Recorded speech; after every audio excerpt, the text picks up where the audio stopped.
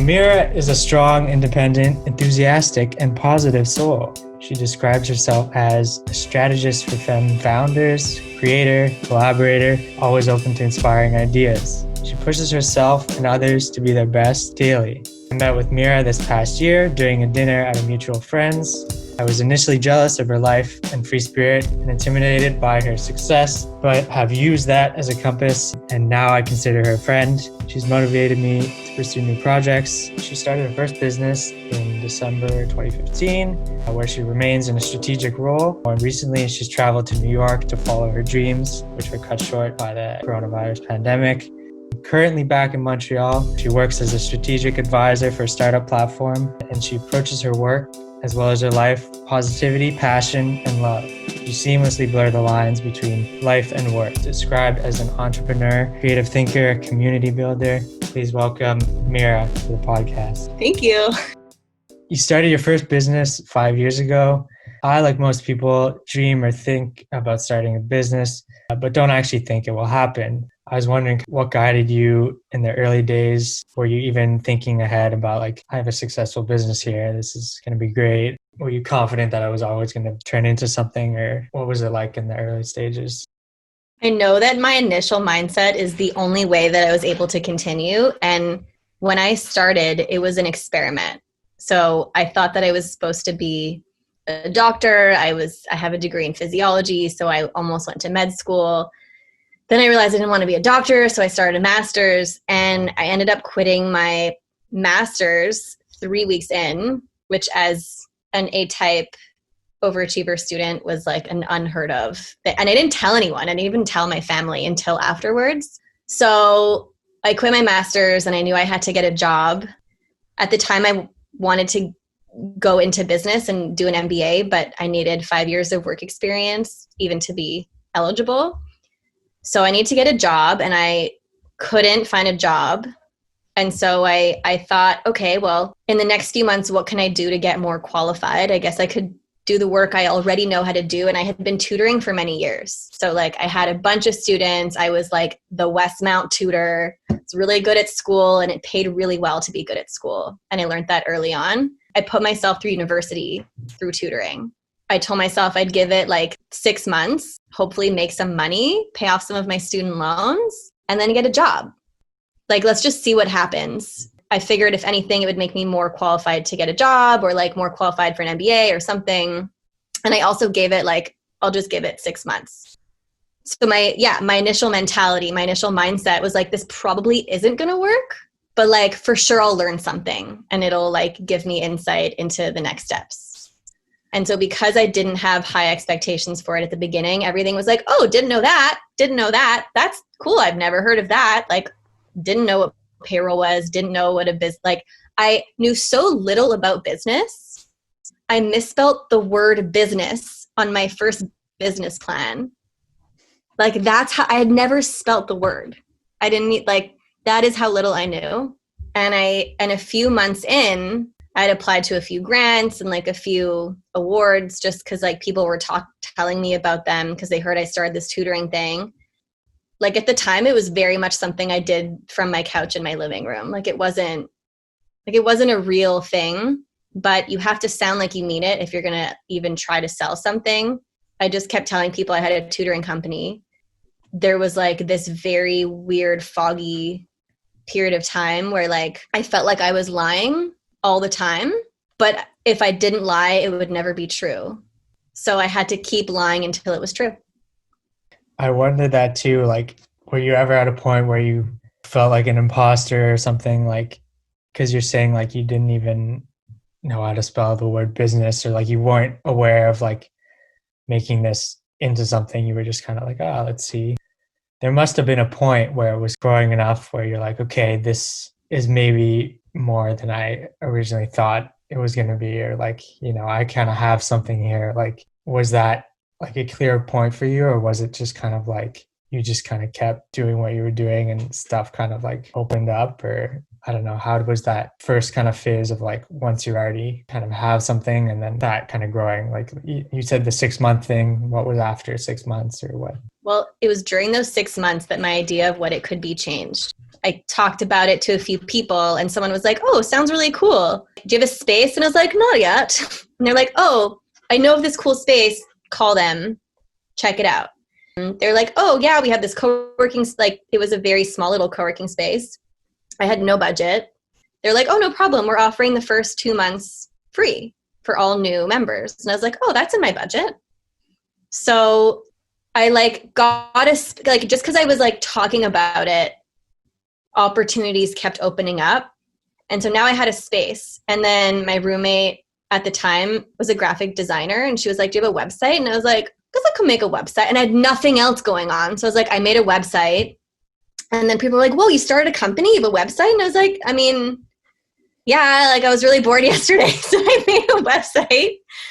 And someone was like, oh my God, you're an entrepreneur now? You should come to this event. And then I went to an event and then I spoke to people and they were like, oh, did you apply for this? Like all of a sudden I was just by talking about it, even as an idea, like doors started opening up that I didn't even know existed. And also everything costs money, including just living, like paying rent and like, and I lived on my own already at that point. I had been living on my own for like 4 years already. There was still the expectation that I could support myself. Because I liked tutoring so much, I was like, it just would, and it pays so well. It would be so cool if like I could do what I enjoy anyway and make money from it. The thing about starting a business is that it has to grow to a certain size for it to be sustainable. So then I just became motivated to grow it to the point where it could sustain my lifestyle. But because to grow a business, it costs money, I kept spending more money and then realizing I had to grow it even bigger. And it just snowballed. I know that you had other people get involved, like you have a business partner and you've talked about having a mentor figure. So how did these people get involved and how were you able to like give control to other people, trust them? How did you kind of like keep these relationships up when, like, at what point were you like, okay, I can give this over to someone else and I can trust that it's going to work, or I can get over the disagreements that we do have about it? Or how did that all work out?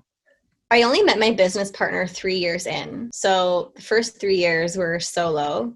And I met this person pretty early on, like a few months down the road. I honestly don't remember how she heard about me. She was like, oh, so-and-so told me about you. I'm like, who is that? Someone who, I don't know. Someone claimed to know me very well and tell her about me. And I to this day, I'm like, I still have no idea who you're talking about. But someone, this amazing woman who was very passionate about education, she was doing her master's in education leadership. She heard about me and she offered to volunteer to help me launch my company because she thought it was so amazing and important. I honestly don't think I would have continued had I not had her help. I was so overwhelmed and she jumped in as a volunteer. Like in exchange, I think I bought her lunch every day or something, or like ice cream, something really stupid. Like I had no money. She then became my assistant when I had enough money. And she helped me run things. Like she was the most organized person I've ever met, the most positive person I've ever met, like 1,000 times more positive than I am. And she helped me a lot. And I would have loved to have her as my business partner, but she didn't want any responsibility. She just wanted to help. So I ran the company with her for 3 years, for 2.5 years. And then it was very sad. Her mom got really sick and she had to move back to Egypt. And then I was alone. And at that point I was like, I can't run this alone. I think I'm going to have to pull a plug. Like I can't. The office space that I was supposed to, like I kept growing out of these co-working spaces and I was supposed to open up my own space and I had this deal and it fell through and I was like, hey, like this is a sign. It's the end. Like this has been way longer than my 6 months. I've spent so much money. I don't know where this would go. Like, I don't even know, like it would have to be so much bigger for this to even work. And I don't understand how I could possibly get there. Like the leap I had to make was, and no bank would give me a loan. Like I tried and I was like, okay, it's fine. Like this was an experiment the whole time. And I kind of decided it was over. And I was like, I'll just spend a week. I'll give myself it was the summer. And I thought I just wouldn't reopen in the fall. And I was like, I'll give myself a week to just like talk to some people, but I think this is the end. And then everything changed. Life just kept kind of being like, no, Mira, you're not done. That summer, like everything was so ridiculously serendipitous. An office space, someone who owned a building in Westmount called me about tutoring for their son. And it turns out they had free office space for me that they could give me, like for free.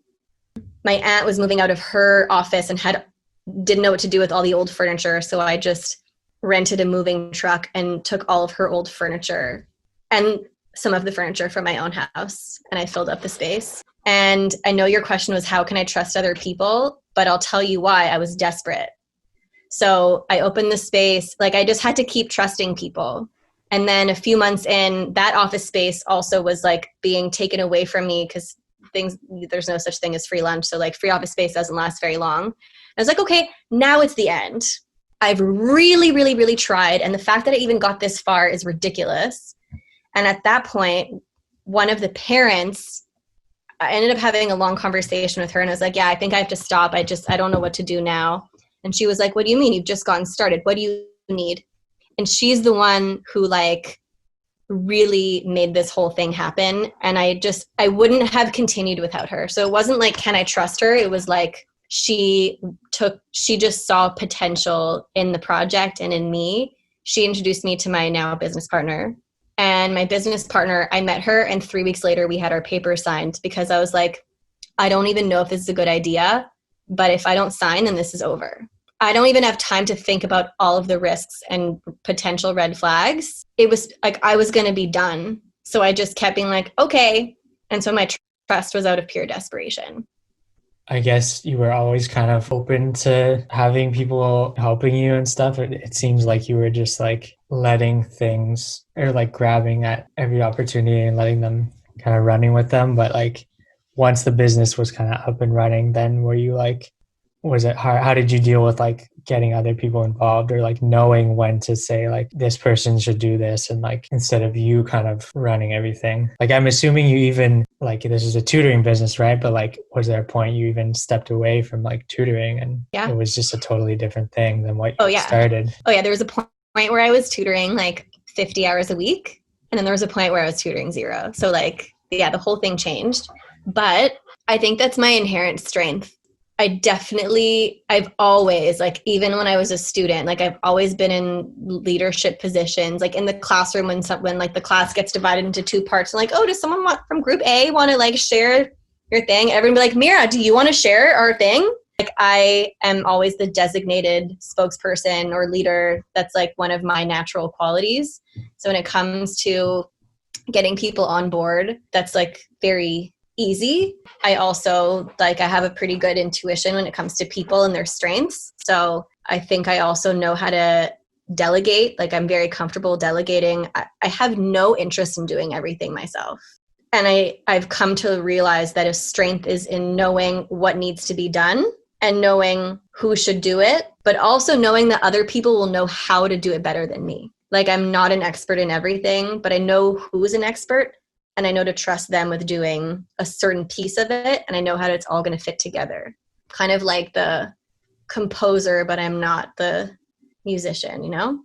I mean, the flip side of that is also sometimes there's the wrong casting, like the wrong musician for the part. And in the same way that it's super exciting to get someone on board, it really sucks. And it's happened a lot to be like, your time's up now. I think there was enough pressure on me throughout the whole process that it was more important that the project survived than to preserve someone's feelings. So that's hard. That's really hard to be someone respected and to feel respected and to feel really appreciated for the opportunities that I give people and to just as quickly be like, your opportunity's over now. Along those same lines, how did you deal with relationships and professional versus in your regular life, or was it kind of all one thing? Did you ever feel like professional relationships got in the way of your other relationships or vice versa? Or I mean, I really try and separate professional and personal. I don't even think it's the same person that shows up to both. They're not even the same person. I mean, there's very similar qualities, but it's a different energy. There was a period of time when my whole life was consumed by trying to start this business. Yeah, there was a strain on my personal relationships because the people that I grew up with weren't doing the same thing as me and did not understand what I was going through. And because that was really the only thing on my mind, like that's the only thing I had to talk about or share. So that's been a challenge. Because that's funny. I had originally even written here, like, you know, you kind of blur the lines between like work and life and have like a healthy balance. I don't know. I don't know if I have a healthy balance. That's something that I've really asked myself recently, because I've focused all of my energy on my role as an entrepreneur, and that's defined how, like, what the priority is in a conversation. So if I meet someone and there's a potential for like collaboration or like business opportunity, that will take precedence over a personal interest. And because it was important, like, a survival, like, nope, like, okay, showing up like in this way. I mean, just to bring this in, like, it's a very, very hard thing to be a young woman in business. I'm not what people think entrepreneurs look like. Like, I don't look like one. And so I have to prove it often. And like, I think I had to overcompensate, like, especially being young. I started at 21. Like, you're not going to assume that they're an entrepreneur with big dreams, you know? And I was, so I had to like act older, act more serious. Like, I had to definitely overcome a lot of like assumptions of what people made about me. It was actually very crucial that that I prioritized professional relationship over the personal one. Yeah, in a personal relationship, I could admit that I'm confused, that I don't know what I'm doing, that like I'm actually unsure about everything and I have no clue what I'm doing ever. From a professional standpoint, nobody wants to know that. You studied human physiology at McGill. Well, you practiced yoga and you were instructor at one point too. You also practiced things like mindfulness. Throughout these threads, you know, it seems like you have some sort of like fascination about the body, the human body. How have these aspects informed your work or helped your work, if they have at all? Or like, what role can these types of things play in work? To me, like, they really are connected. And I've really tried, and I continue to try, to design a lifestyle that also is very loving and generous to my body and even my mind. I'm really frightened by people who let work affect them physically and mentally, like who become unhealthy because of their work physically and who become really anxious because of their work. I think it's really messed up and it's everywhere. So that's been a really big theme of how I've designed my own lifestyle. Like, I have a lot of flexibility. And that's also why I love delegating, because then I'm responsible for everything at the end of the day, but I can take care of it whenever it makes sense. And there's some days when I don't want to leave the house and that's what my body needs. And there's some days where like I need to stay in bed for a very long time or go home super early. Like, there's some weeks where I'm like, I need a 4-day weekend. It's not because I'm avoiding anything, but like I'm listening to my body and my mind and my spirit and all that. I'm like, that's what I need to feel good. And that also is how I informed designing what my business actually is. Like, we designed a very human experience for students because my first company is a tutoring company. The way that we designed it is like totally different than anything I had ever seen. There's like a big lounge and a snack bar. Like, the whole space is designed to take breaks, to have like a focus space and like a space to take breaks. And also it's designed to like incorporate being social and connecting with people. And it's designed to like feel together. So all the walls, like where the tutoring happens, they're all glass. So you could like see everyone else learning. We really designed the space to like mirror and echo how we want to live our lives. Even our office doesn't have doors. Our office is a space in a lounge with a big piece of glass.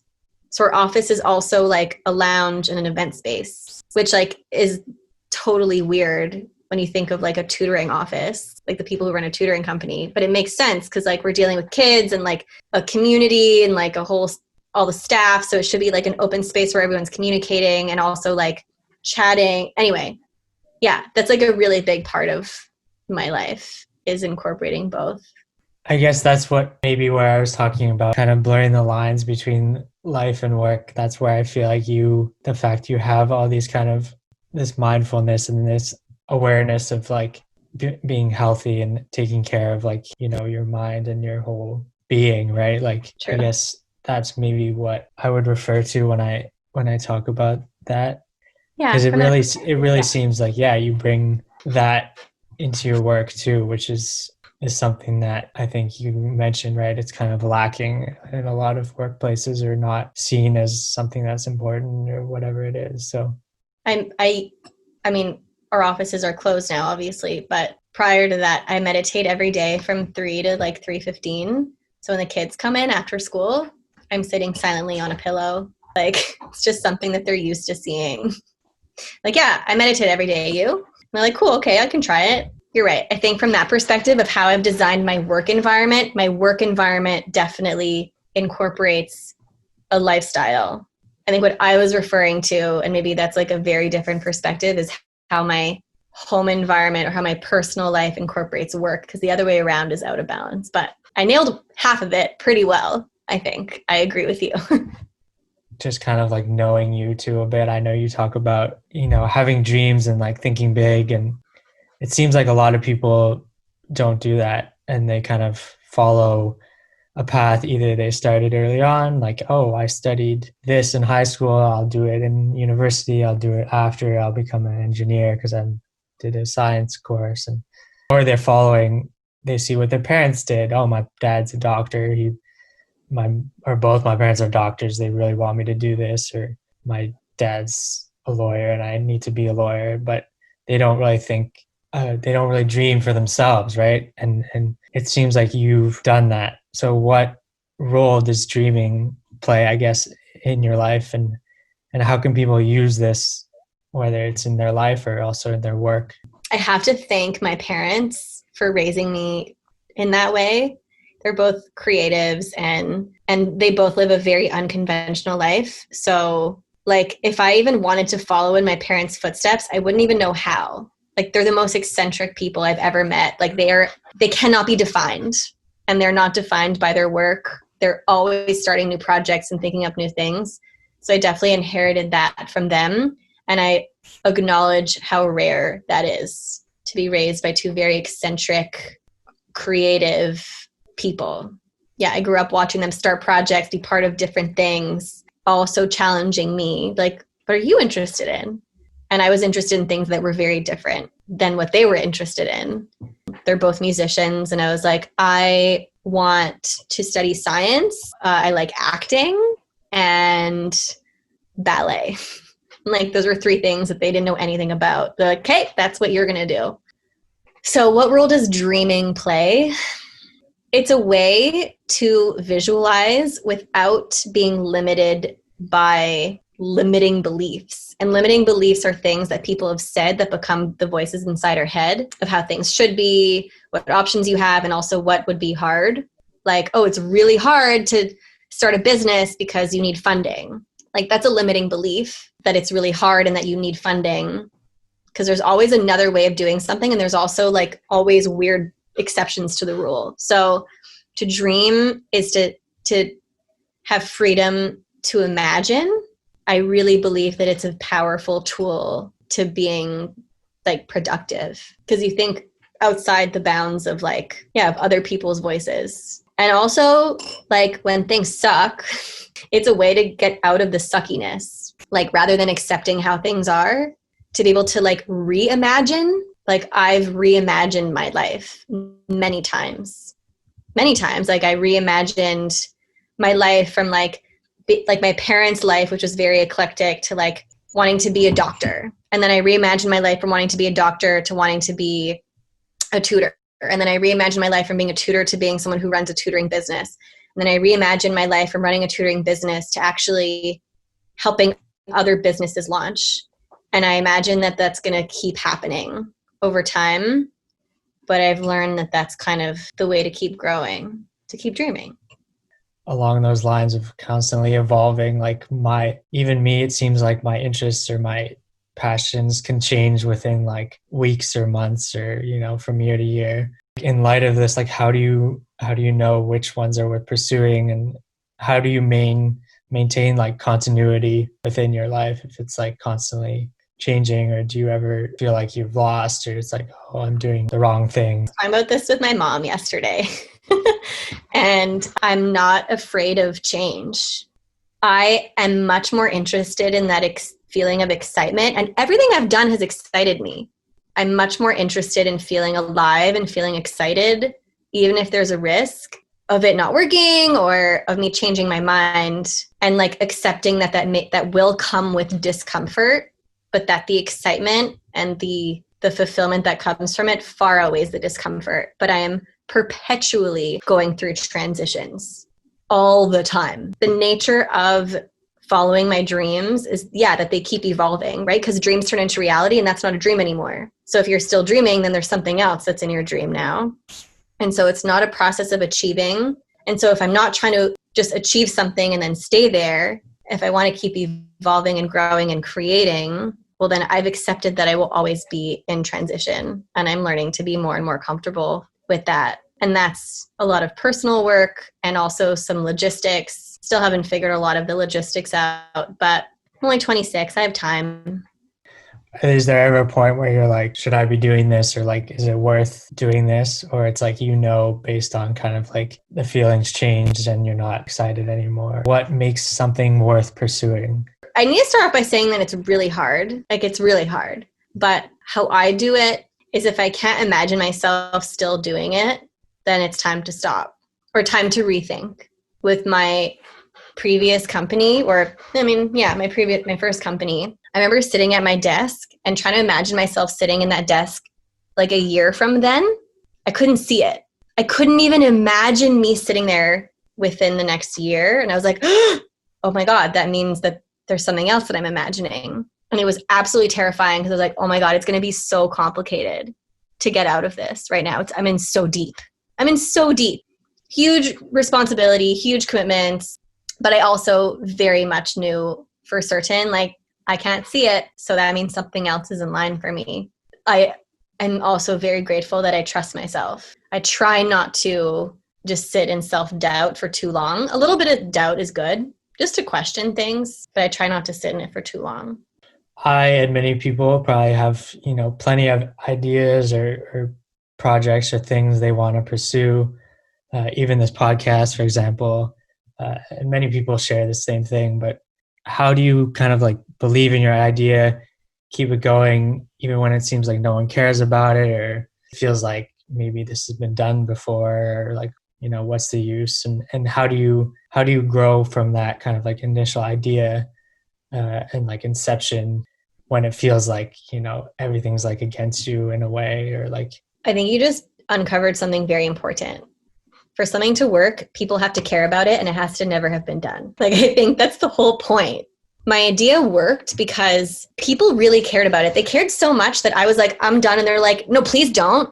I don't have money. They're like, don't worry, we'll give you money. I don't have space. Don't worry, we'll give you space. I don't have people. We have people. I'll help you for free. People care about it so much. It's happening without me being there. I know that it will last way beyond me. So I think that people have to care. And if people don't care, the timing's off. Wait, keep it in a book somewhere. Like, a project is a contribution. And if people don't care, like, what are you even contributing? Like, read the room. So people have to care, because the other thing is that projects aren't built alone. They're built in community, and they're built with huge networks of support. And that's what people don't see. They don't see that it looks like one person is building something. That's not true. It's a huge group of people who are all contributing in many ways. So people have to really care. The second thing is that if people have done it, also very like, where's the contribution there? There's this term like being one of one. And I think that where true entrepreneurship lies is when you think of an idea that really is new and innovative, and that's a contribution to society and to humanity. And that's also worth it. It's worth it because it's elevating humanity. A one of one idea, and it could be a reiteration, a slight modification. It could be like very reminiscent and similar to something that exists, but a slight disruption, like a slight improvement. And that's a one of one. And so then for certain, like, no, my thing is different. my thing is special, and that's why it's worth working on it. The people caring part, though, at least initially, right? Like when you started, you were, I mean, I guess you were tutoring students, so they needed help, but like, how did you even get to the point where you had people caring about it? Like initial phases, I was like, I have no job and I'm out of school. What am I going to do? And so I called a bunch of schools and I was like, I'm a tutor. Do you have a list? Like, can you put me on the list? And I made myself useful. And because I was useful, I got really busy. And then I got too busy, and to like amplify how useful I could be, I hired a friend. So now we could be too useful.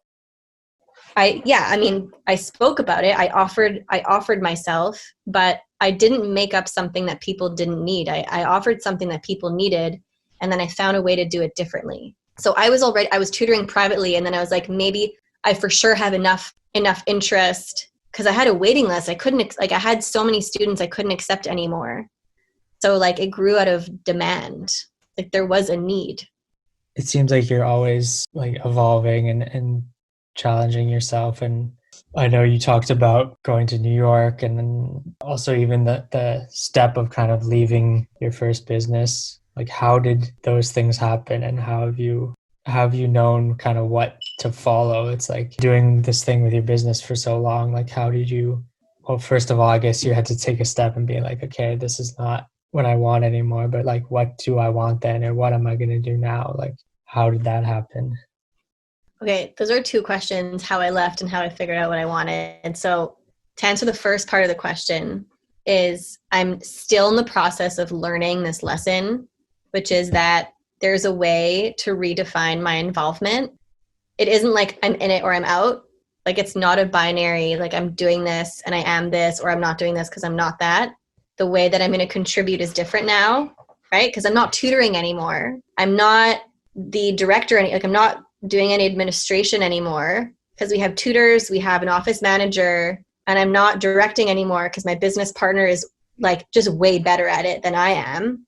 I kind of looked at it and I was like, okay, there's people doing everything that I used to do. So what the heck is my role? And I'm still in the process of figuring out that is. And it's surprised me that I'm actually like the creative behind the project, right? Because I thought I started this because I was the best tutor.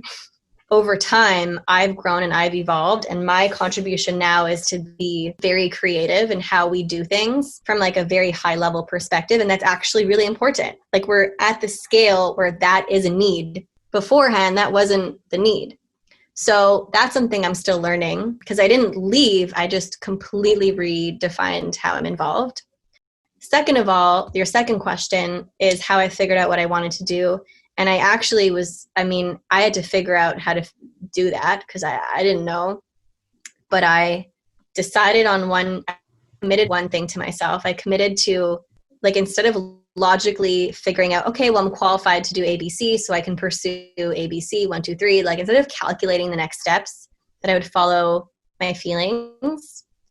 And that if something made me, I know that feeling of being like really lit up and excited about something, that I would just trust my gut.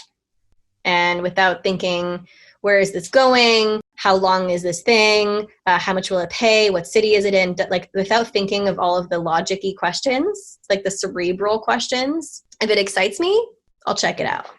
And that has been awesome. It's been the best. And not everything works out, but it has kept me feeling really excited. And just showing up to things feeling excited has opened doors beyond that thing anyway. Yeah. And again, it kind of goes back to the theme I was talking about before of kind of this kind of healthy life but also like mindfulness and dreaming. It's like, it's not kind of getting caught up in this cerebral, which is sometimes what people think is like, the best business or like the best person is going to be the smartest or what, but it's like, it's almost like you've kind of flipped that and turned it on its head and oriented yourself in these other ways that has really kind of worked for you, at least. Like people think, oh, this is a good idea because, and I'm thinking like, this is a good idea. How can I make it work? Right? Like it's a very big reframe. I wanted to be a professional tutor, and my family was like, but that isn't a career. And that's like not something very like, it's not like of a high esteem. And I was like, that's not how I'm thinking about it. And like, how can I make it that? And I created the first ever luxury tutoring brand. Like it wasn't a thing that people thought about. And the same thing, like the project I'm working on that I heard about in New York, I heard about it and I'm like, this is really cool. They had no funding. The product wasn't launched. They didn't even have the means or the team to get it to that point. And I was like, cool. So how can I get it there? And over the past 2 months, I've been helping them rebrand and relaunch, because that will turn into an opportunity for me to be involved in something that I think is really cool and that's working. So instead of saying like, what do they have to offer me? I'm like, I offer them, because if I lift them up, then there's more for me to like to have access to in terms of opportunity. So you're constantly kind of evolving and following these things and trying to work them out. How do you know, like, when to, stick with something and work through it, or like, when is it time to move on? I don't know. I try to have faith and acceptance. Faith that it will be exactly as it should be, and accept that even if I thought something would turn out a certain way, that like it was just a guess, and like accepting, like trying to be very truthful about how things are. My aunt, who's like my role model because she's a very successful entrepreneur and built her own life, she says you have to be a lover of truth. Like I have her voice in my head every day, like be a lover of truth, Mira, be a lover of truth. Like how is it? Like what is it? Actually, because I'm a dreamer, I can imagine anything as anything. Like I can imagine a little thing as a big thing so easily, but then I also have to just see what it actually grows into. And that's a constant challenge for me. I guess this question kind of seems so silly in light of like what you've been saying, but like, do you ever kind of look ahead, or where do you see yourself going in the next few years, or how do you approach the future? I was journaling about that this morning. Like, how should I dream? Because my dreams have changed so much. I think dreaming is really good on 2 scales, on a very small scale, on a very big scale, but that medium danger zone. So like I can dream up like, okay, how can I enjoy this day to its fullest? Because it's like a very practical way to place my imagination. Like, oh, today would be amazing if I went outside, went on a walk and had an amazing meal. Like I can actually act on those things, and they're very much in my control. And on a really big scale, like in my life, one day in the next 30 years, it'd be great to write a book. And I just kind of like let those fall somewhere in my brain and like simmer. It'd be so nice to like spend a winter in a villa in Mexico, or like it'd be great to hang out with Oprah, or like, like those things. Like it's really fun to dream really big and then to just let them go. So I have accepted that I have no clue what the next few years for me.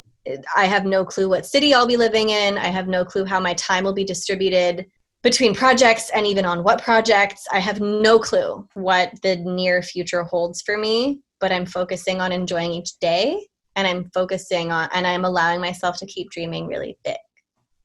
I think that's kind of sums up a lot, even in kind of your whole philosophy. And I'd like to just kind of wrap things up and thank you for your support in this and coming on and sharing with everyone about your experience. I think it's a very interesting perspective to approach life, but also your work. And I think a lot of it is pretty novel, the way that you bring your approach in life also to your work. And yeah, hopefully people, learn something from this or get inspired by what you're saying. And did you have any kind of final remarks, or where can people find you? Okay, well, final remarks. I've spent so much time working with young people, and everyone is confused about how to reconcile the image of life that has been painted for them by society and their parents and school and movies and na.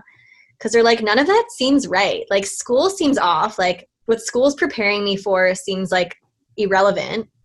Like what my parents do is also like going out of style.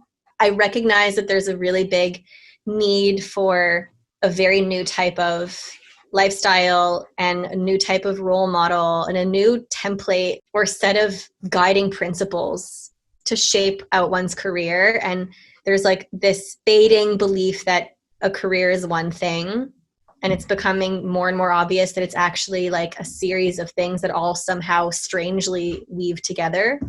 And if there's one thing that I would like scream from the rooftops is like, change your mind all the time. It's great. Like, trust your gut. And your gut might say something super random, but like, yeah, okay, it's going to be super random for a while until it's not, until you're like really into it and it's actually super obvious. And they can find me on Instagram. My handle is it's Mira Katz. And you have a website too. Yeah, I have a website, mirakatz.com. Everyone should check out maisondetude.com. Thank you. So that was Mira. It was Thank you.